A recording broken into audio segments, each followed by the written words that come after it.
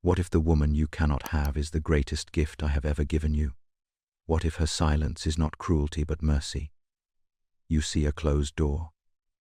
I see a rescue, because I know where that door leads. I know the rooms you would have built with someone who never wanted to live there. I know the years you would have spent filling a house with echoes instead of laughter. Her rejection is not your punishment. It is your protection.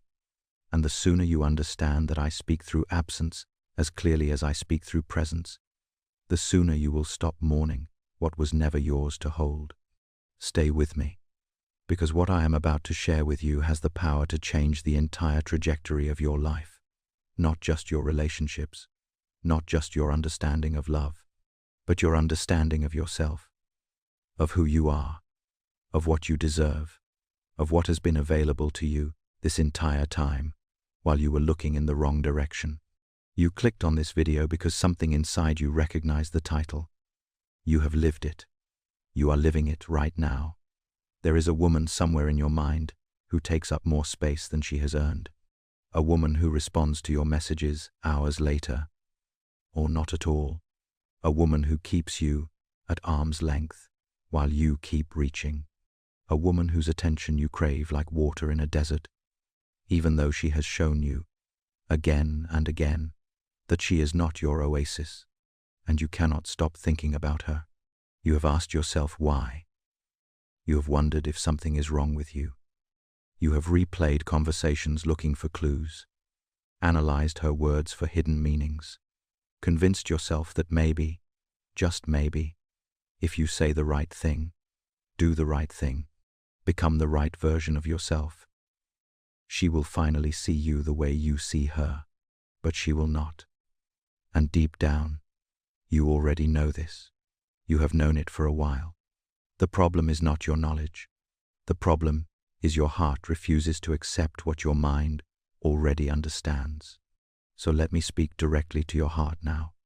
Let me say the things no one else will say to you, not because I want to hurt you, but because I love you too much to let you waste another year of your life chasing a shadow. You do not want this woman. Not really. What you want is what you believe this woman will give you. You want the feeling of being chosen, the relief of finally being enough. The peace that you imagine will come when someone who seemed unreachable finally reaches back. But here is what you must understand. That feeling does not live inside her. It never did. It cannot, because no human being was designed to carry the weight of another person's worthiness. She cannot make you feel valuable. She can only reflect back to you what you already believe about yourself.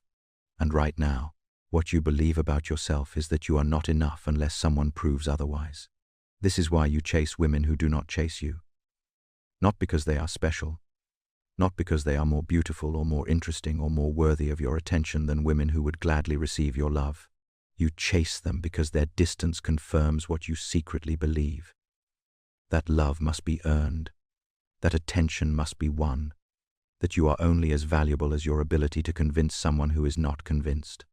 But I did not create you to live this way. I created you to walk in worthiness. I created you to know, deep in your bones, that you are loved without condition, that you belong without performance, that your value was established before you ever drew breath, and no woman's opinion can add to it or subtract from it. The woman you are chasing cannot give you this knowledge. Only I can, and I have been trying to give it to you for years. But you have been too busy rowing toward distant lights to notice the sun that has been shining on you all along. Let me tell you a story. There was a son who did not leave home for wild living. He did not waste his inheritance on parties and pleasures. No, this son left home for a woman. He was good, faithful, steady. He worked in his father's house, and his father loved him deeply. There was nothing broken about his life, nothing missing. He had purpose, he had belonging, he had peace. But one day, a woman passed through the village. She was beautiful in that way that ruins men, not because of her face, though her face was lovely, but because of her distance. She carried herself like someone who did not need anyone. She smiled at him once, briefly, almost accidentally, and then she looked away. And in that single moment, something inside him cracked open. He could not stop thinking about her. He began to follow her, not with his feet, but with his mind. He stopped sleeping well. Food lost its taste. His father's voice, once a comfort, became background noise.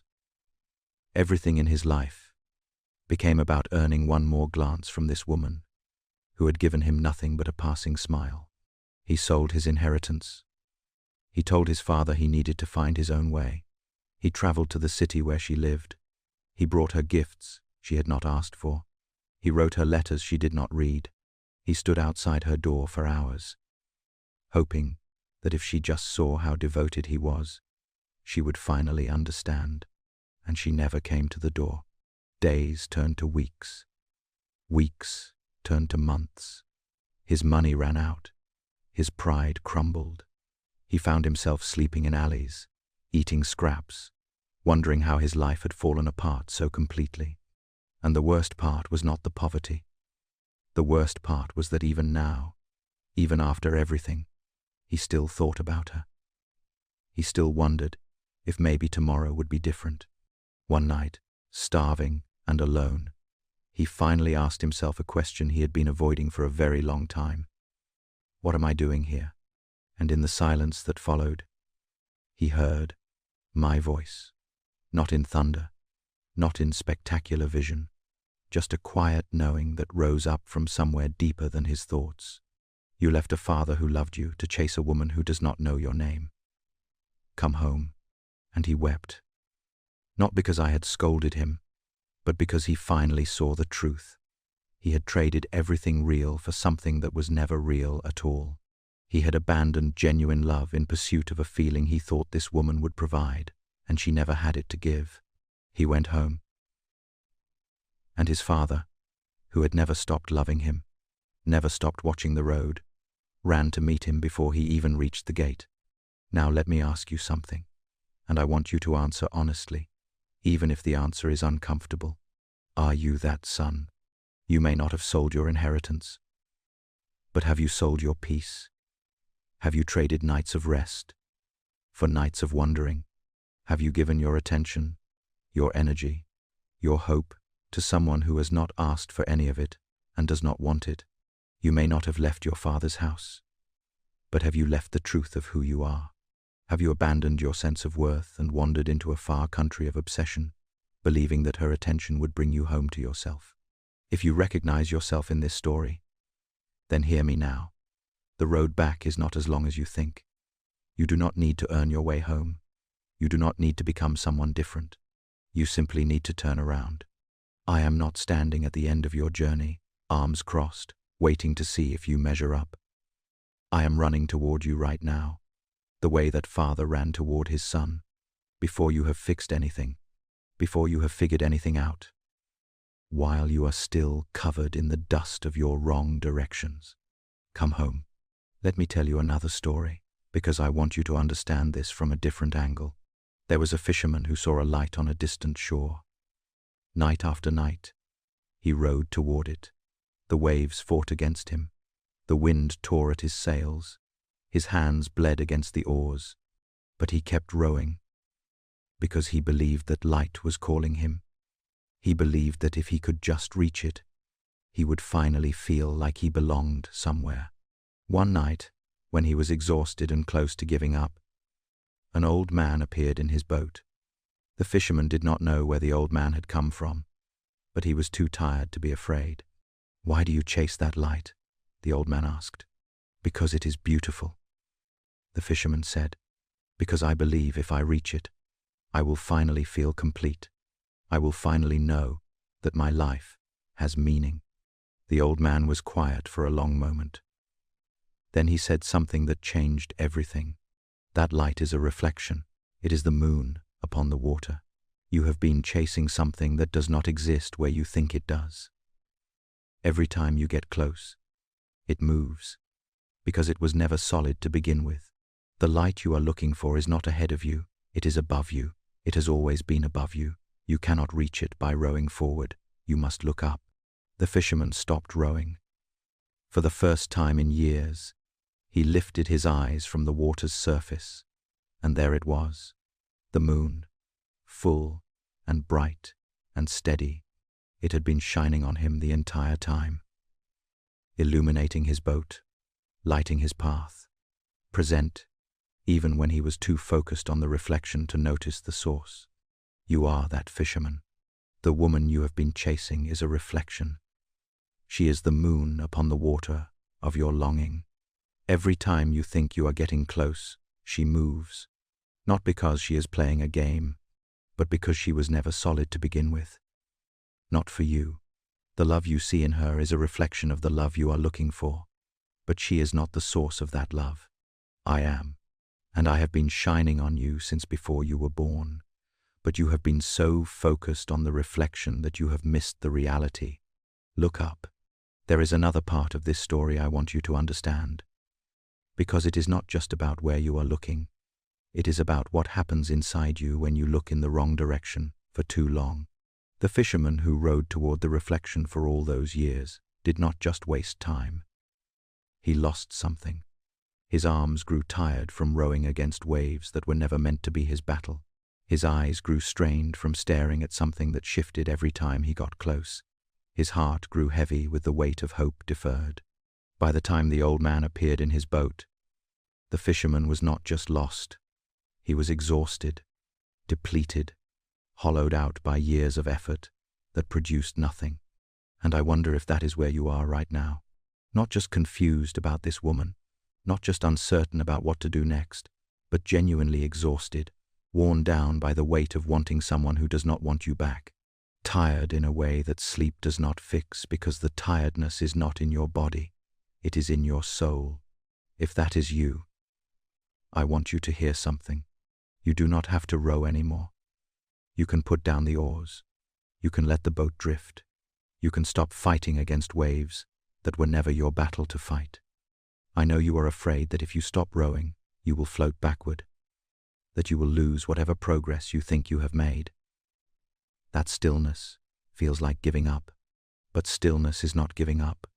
Stillness is surrender, and surrender is the beginning of everything. When you stop rowing toward the reflection, something remarkable happens. Your hands become free to receive what has been waiting for you all along. Your eyes adjust to looking up instead of forward. Your heart begins to heal from the strain of perpetual reaching. The moon does not require your effort. It does not reward your striving. It simply shines, consistently, faithfully, whether you are looking at it or not. And so do I. Now I want to talk to you about something that might be uncomfortable to hear, but I need you to understand why this pattern keeps repeating in your life, why you keep finding yourself drawn to women who are not drawn to you, why the ones who are available and interested somehow do not capture your attention the way the unavailable ones do. You are not chasing her. You are chasing a feeling, and that feeling has a name that you may not have recognized yet. It is called familiarity. Somewhere in your past, someone taught you that love must be earned. Maybe it was a parent who was physically present but emotionally distant, a mother who was overwhelmed and could not give you the attention you needed, a father who withheld approval, who made you feel like you had to perform to be worthy of his pride. Maybe it was a first love who left without explanation, someone who made you feel chosen for a season and then walked away, leaving you to wonder what you did wrong, what you could have done differently, what was missing in you that made them leave. Whatever the source, you learned a lesson that was never true but felt absolutely real. You learned that love is something you have to work for, that attention is something you have to win, that if someone is not fully present, it is your job to make them stay. And now, decades later, you are still operating from that lesson. Let me show you something about how this works in practice. You see a woman across a room. She is attractive. She smiles.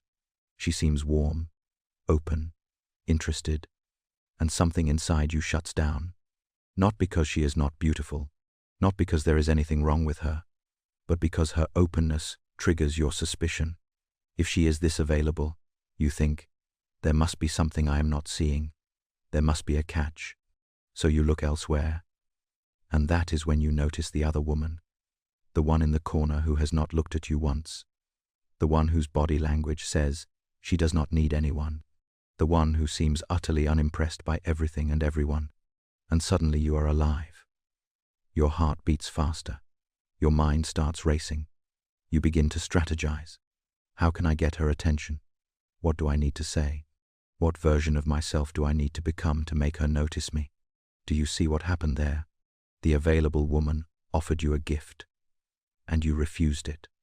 The unavailable woman offered you nothing, and you began working immediately to earn what she was not giving. This is not attraction. This is programming. This is your wound running the show, seeking out scenarios that match its expectations, dismissing opportunities that do not fit its broken template. And the saddest part is that you think you are making free choices. You think you are following your heart. But you are not. You are following your wound. And your wound will always lead you back to pain, because pain is the only language it knows. When you meet a woman who is warm, available, interested, something inside you does not trust it. It feels too easy. It does not match the template. If love is supposed to be earned, then love that is freely given must not be real love. So you dismiss her. You friend zone her. You tell yourself she is too available, too eager, not challenging enough. But when you meet a woman who is distant, uncertain, hard to reach, everything inside you lights up. Not because she is better than the available woman, but because she is familiar. She fits the pattern. She represents the love you learned to expect.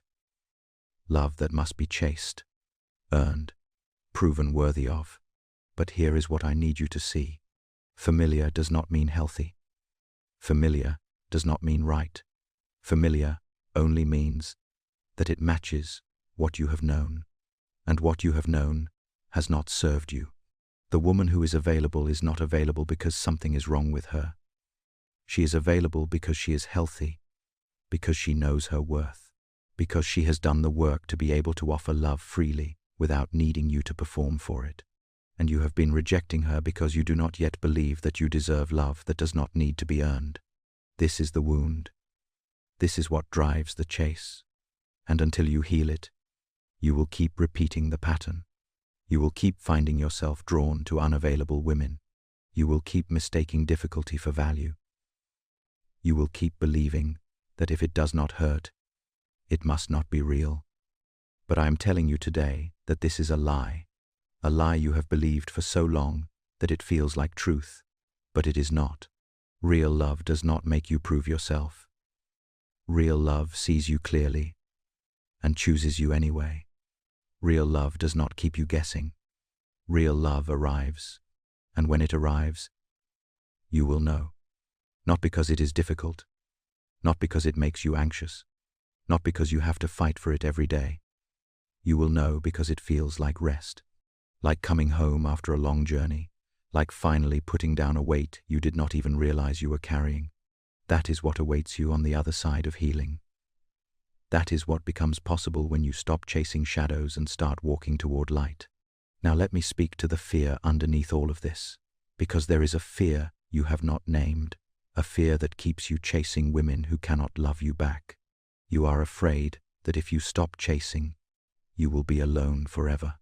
You believe, somewhere, deep down, that your effort is the only thing keeping the possibility of love alive. That if you stop reaching, no one will reach for you. That if you stop pursuing, you will be forgotten. But this is not faith. This is control, disguised as devotion. Let me put it to you plainly. The energy you spend chasing someone who does not want you is rooted in fear, not love. You call it passion, but it is panic. You call it devotion, but it is desperation. And I need you to see the difference, because until you see it, you will keep mistaking your fear for something noble. Here is what fear-based pursuit looks like.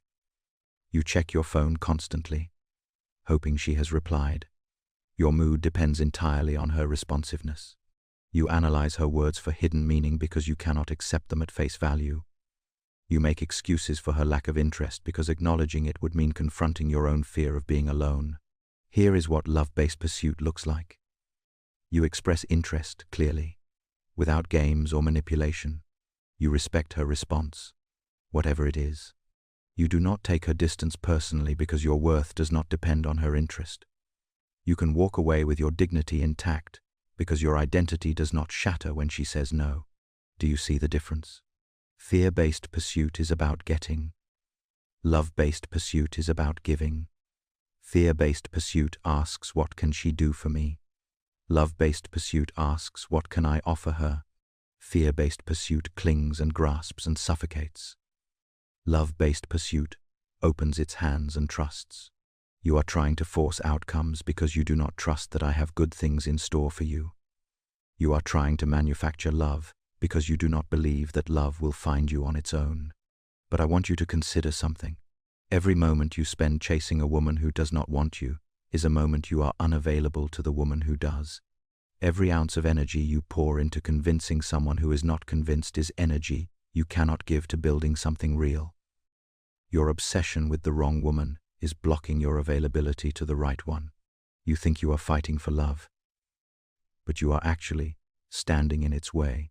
The woman I have for you cannot find you if you are always somewhere else. She cannot reach you if your hands are full of someone who keeps dropping them. She cannot see you if you are invisible, hidden behind your pursuit of a woman who does not even know your middle name. Let her go. Not because she is bad, not because she hurt you intentionally, but because she is not yours. She never was. And holding on to what was never yours is preventing you from receiving what is. I want to share something with you now that I rarely speak about so directly, but you need to hear it, because it will reframe everything. When a woman does not choose you, she is doing you a favor. I know that does not feel true right now. I know her rejection feels like evidence of your inadequacy, but it is not. Her lack of interest is information. It is clarity. Because here is what would have happened if she had said yes when she did not mean it. You would have entered a relationship built on your pursuit and her tolerance. You would have spent years trying to earn what she could never fully give. You would have lain awake at night wondering why she seemed distant, why intimacy felt forced, why she looked at her phone when you were talking about your dreams. And slowly, year by year, your soul would have eroded, not from her cruelty, but from her absence, from building a home with someone who never fully moved in. Her no is not your rejection. It is your rescue. I know what would have happened in that house. I know the rooms you would have built with someone who did not want to live there. I know the conversations you would have had with walls, the love you would have poured into an empty vessel, wondering why it never filled up. She saved you from that, whether she meant to or not, whether she knew it or not. Her disinterest protected you from a future that would have slowly destroyed you. So instead of resenting her, thank her. Not out loud if that feels strange, but in your heart. Thank her for not pretending. Thank her for being clear, even if her clarity hurt. Thank her for freeing you to find what you actually deserve. Now let me give you a vision of what is possible on the other side of this. Close your eyes for a moment and imagine yourself 5 years from now. You have done the work I am describing. You have healed the wound that made you chase unavailability. You have learned to receive love instead of just pursue it. And now you are married to a woman who chose you freely. A woman who saw you clearly. Not a perfected version of you.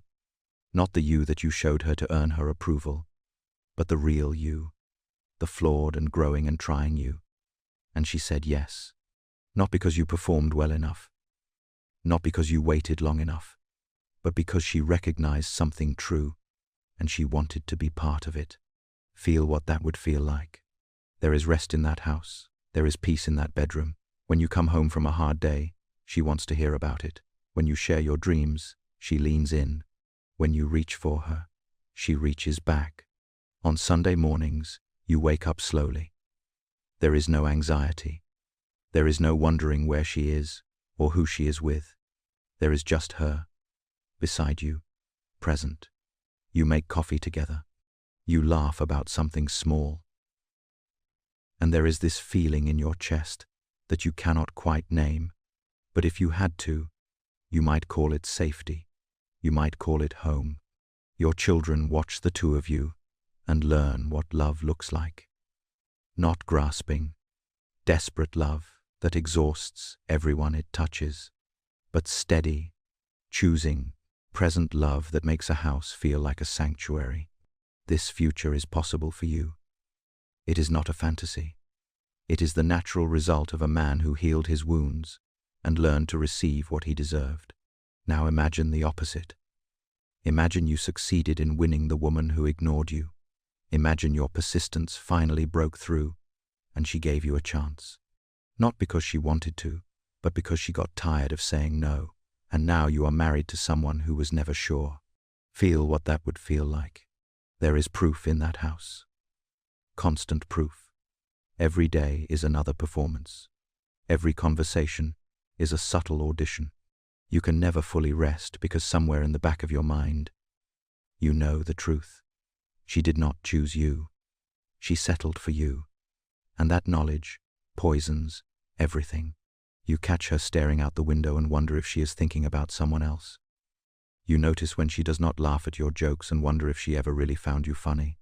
When you argue, there is always this undercurrent, this unspoken thing, this fear that one day she will finally admit what you have always suspected, that she never really wanted this, that she never really wanted you. Your children sense it. They do not have words for it yet, but they feel the tension. They learn that love means walking on eggshells. They learn that relationships are performances. They carry this into their own futures, perpetuating a cycle you could have broken if you had just had the courage to walk away. Which future do you want? Because the one you are building right now is not chosen by accident. It is chosen by every step you take, toward peace or toward performance, toward wholeness or toward desperation, toward the woman who will meet you with open arms or toward the one who will always hold you at arm's length. Choose wisely. Your future self is watching. Let me now give you something practical, because insight without action is just entertainment. And I did not come here to entertain you. I came to transform you. Here is your first practice. For the next 30 days, I want you to stop initiating contact with any woman you are currently chasing. Do not text her. Do not call her. Do not check her social media. Do not ask friends about her. Do not create accidental encounters where you might run into her. I know what you are thinking. You are thinking that this is a strategy, that if you pull away, she will suddenly realize what she is missing, that your absence will create the presence she could never appreciate. That is not why I am asking you to do this. This is not a strategy. I am not teaching you how to make her miss you. I am teaching you how to find yourself. Because right now, you do not know who you are without the chase. Your identity has become tangled up with your pursuit. When she responds, you feel alive. When she does not, you feel empty. Your emotional state rises and falls with her attention like a boat on someone else's waves. But that is not freedom. That is slavery with a pleasant name. You have outsourced your well-being to someone who did not ask for that responsibility and cannot carry it. You have made her the weather of your internal world, and she does not even know she has that power. Or if she knows, she does not want it. These 30 days are not about her. They are about you.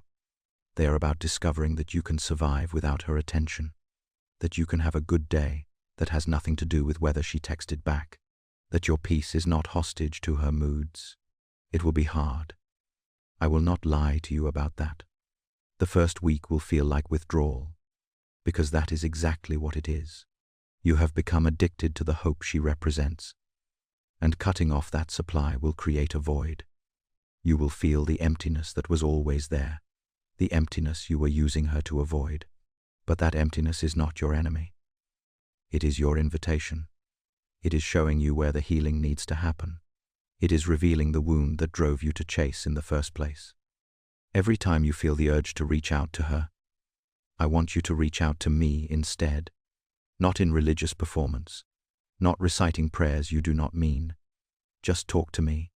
Tell me what you are feeling. Tell me what you are afraid of. Tell me about the loneliness that rises up when you cannot distract yourself with pursuit. Let me be the presence you run to. Let me be the voice that reminds you who you are. Let me be the stability that does not shift based on someone else's interest. Here is your second practice. Every morning for the next 21 days, I want you to stand in front of a mirror. Look at yourself. Not to judge, not to criticize, just to see. And then I want you to speak these words out loud. I do not need anyone to choose me to prove that I am valuable. I was valuable before she saw me. I will be valuable after she forgets me. My worth is not negotiable. My peace is not for sale. I am loved completely, eternally, and without condition. You may feel foolish the first few times. The words may feel like lies because your heart does not believe them yet. Say them anyway. Your beliefs did not form overnight. They formed through repetition, through years of experiences that taught you the wrong lessons, and they will not change through a single moment of insight. They will change through repetition, through new experiences, through speaking truth over yourself until the truth becomes louder than the lies. 21 days. Every morning. Your voice, your face, your declaration. Watch what begins to shift. Here is your third practice. Set aside 1 hour this week. Find a quiet place where you will not be disturbed. Bring a journal or a piece of paper. I want you to write 2 letters. The first letter is to the younger version of yourself, the version who first learned that love must be earned, the version who tried so hard to be enough for someone who could not see his value, the version who has been carrying this wound for years without knowing how to name it. Write to him. Tell him what he needed to hear back then. Tell him that his longing was not weakness. It was a wound, looking for healing. Tell him that the people who could not love him well were limited by their own wounds, not responding to his lack. Tell him that the chase is over now, that he can rest. The second letter is to the woman you have been pursuing, not a letter you will send, a letter for your own release. In this letter, say what you need to say, not to convince her, not to make one last appeal, but to let go. Thank her for what she unknowingly revealed in you. Thank her for being the mirror that showed you where you still needed to heal. Forgive her for not being who you needed her to be. And then say goodbye. Really say goodbye. Not as a strategy to get her back, but as a true release. When you are finished writing both letters, do something symbolic. Burn them, bury them, tear them up, and throw them away. Let the physical act mark the end of a chapter. You are not who you were when you started this video. And these letters are your declaration that you are moving forward. Here is your fourth practice. Your body is a temple. Your mind is a garden. Your spirit is a dwelling place for the divine. And many of you have neglected all 3 while chasing a woman who never asked you to. This week, commit to 1 act of restoration in each area. Move your body with intention. Go for a run. Lift something heavy. Take a long walk. Not to change your appearance, not to become more attractive to her or anyone else, but to remember that you are alive, that you inhabit a body that is capable of strength, endurance, growth. Treat it like the gift it is. Feed your mind something nourishing. Read a book that makes you think. Listen to something that challenges you to grow. Turn off the noise that numbs you and engage with ideas that stretch you. Your mind was designed for more than analyzing her text messages. Sit in silence for 10 minutes a day. Not scrolling, not listening to music, not distracting yourself. Just sitting, breathing, being. This is not emptiness. This is presence. And in the silence, you will begin to hear the voice you have been drowning out with your obsession. The woman you are meant to be with will one day walk into your life. And when she does, she deserves to meet a man who has tended his own garden. Not a man who has been starving in someone else's field, begging for scraps of attention. Become the man she is looking for. Not by chasing her, but by building yourself. Here is your fifth practice. Take a piece of paper and write down 3 truths about yourself that do not depend on any woman's opinion. Not external things like your job title or your appearance. Internal things, character things, things that are true about who you are, regardless of whether anyone notices. Maybe it is that you are someone who keeps your word. Maybe it is that you show up for the people you love, even when it is inconvenient. Maybe it is that you are learning, growing, becoming more than you were yesterday. Write them down. Put them somewhere you will see them every day. And when the temptation to chase returns, when you feel yourself being pulled back toward old patterns, read those truths out loud. Let them anchor you. Let them remind you who you are. Let them be the ground you stand on when the waves of longing try to pull you back out to sea. Now let me bring this to a close, because we have walked through deep waters together, and I want to leave you standing on solid ground. You came to this video because something in you recognized a pattern. You have chased. You have longed. You have given pieces of yourself to women who did not ask for them and could not carry them. And you are tired. I see your exhaustion. I see the nights you have spent wondering what is wrong with you. I see the texts you have drafted and deleted. The hope you have felt and lost. The slow erosion of your confidence as you have poured yourself into empty wells. I see you checking your phone one more time before you go to sleep, hoping that this time there will be a message. I see you waking up in the middle of the night, reaching for the phone again, feeling your heart drop when there is nothing there. I see you comparing yourself to other men, wondering what they have that you do not, wondering why it seems so easy for everyone else. I see you hiding your loneliness behind humor, pretending you are fine when you are falling apart inside. I see all of it. And I do not condemn you for any of it. You were doing the best you could with what you understood. You were trying to find love in the only way you knew how. You were following a map that someone else drew, not knowing it would lead you in circles. But today, the map changes. You are not the same man who started this video. Something has shifted. Maybe you do not feel it yet, but it is there. A seed has been planted. A light has been turned on in a room that has been dark for a long time. And that seed will grow. That light will spread, not all at once, but steadily, day by day, choice by choice, moment by moment. What I am offering you is not a strategy to win her heart. It is not a technique to make her see your value. It is something far more important than that. I am offering you an invitation to reclaim your own heart, to come home to yourself, to stop seeking in others what I have already placed within you. You do not need her to choose you in order to be valuable. You do not need her attention to know that you are seen. You do not need her love to prove that you are lovable, because I already chose you. I chose you before you ever drew breath. I chose you knowing every mistake you would make, every wrong turn you would take, every woman you would chase who would not chase you back. I knew all of it, and I chose you anyway. I already see you. I see the real you, not the version you perform for others. I see the fears you hide, the shame you carry, the longing you cannot name. I see all of it, and I do not look away. I already love you, completely, eternally, without condition, not because you earned it, not because you proved yourself worthy, but because love is who I am, and you are the object of my affection. When you finally believe this, something will shift, not just in your relationships, but in your entire existence. You will stop attracting women who mirror your doubt. You will start attracting women who honor your wholeness, not because you played a game, not because you learned a technique, but because you finally stopped performing and started living from a place of security instead of desperation. Wholeness is magnetic. Peace is attractive. A man who knows who he is, who walks in quiet confidence, who does not need external validation to feel worthy, that man draws people toward him without effort.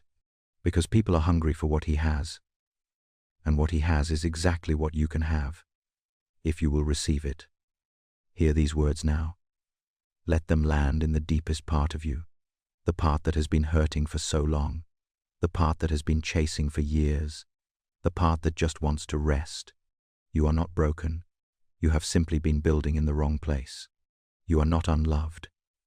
You have been looking for love in places it was never stored. You are not too much or too little. You are exactly what I created you to be. The problem was never your value. The problem was that you kept handing the assessment of your value to people who were not qualified to measure it. The chase is over. The striving is done. The endless pursuit of women who will not pursue you back. It ends today. Not because you gave up, but because you woke up. Because you finally saw that what you were chasing was never going to satisfy you. And what will satisfy you has been waiting patiently for you to turn around. Come home to yourself. Come home to the truth of who you are. Come home to me. If this message reached something inside you today, if you felt seen, or challenged, or comforted, I am glad. That is why I spoke it. There is nothing I want more than for you to walk in the freedom that is already yours. To stop living like an orphan when you are a son. To stop begging for scraps when a feast has been prepared for you. If there was a moment when something clicked, when a truth landed that you needed to hear, I want to invite you to do something. Leave a comment and tell me what part spoke to you most. Not for my sake, but for yours. There is power in naming what moves you. There is clarity that comes from articulating your own transformation. And if someone else needs to hear this too, share this with them. You never know who is suffering in silence, chasing shadows, wondering why they cannot seem to find peace. You might be the voice that finally helps them stop running. You might be the messenger that leads them home. If this is your first time here, if you stumbled across this video not knowing what you would find, consider staying. Subscribe and walk with me further. This is not the only conversation we need to have. There is more to uncover, more wounds to heal, more truth to discover, and I want to walk with you through all of it. And if you know a man who is still chasing, someone who is exhausting himself in pursuit of a woman who does not see him, share this with him. You may be the voice that finally helps him stop. You may be the one who hands him the map that leads home instead of in circles. I am with you. I have always been with you, even when you did not feel me, even when you thought you were alone, even when you were rowing toward reflections. I was the moonlight you were actually seeking. Now go and live like you believe it, not because I have commanded you, but because you finally see that it is true.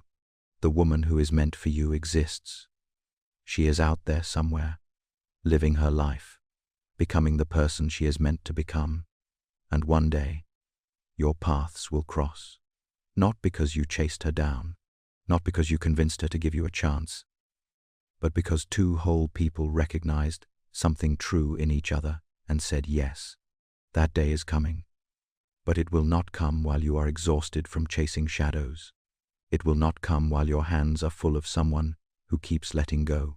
It will come when you are rested, whole, and finally at peace with who you are. So rest now, heal now, grow now, become now, and trust that what I have for you is better than anything you could have manufactured on your own. I love you, not because of what you do, not because of who you might become, but because you are you, and you have always been enough. Go in peace, and do not chase anyone who does not run toward you.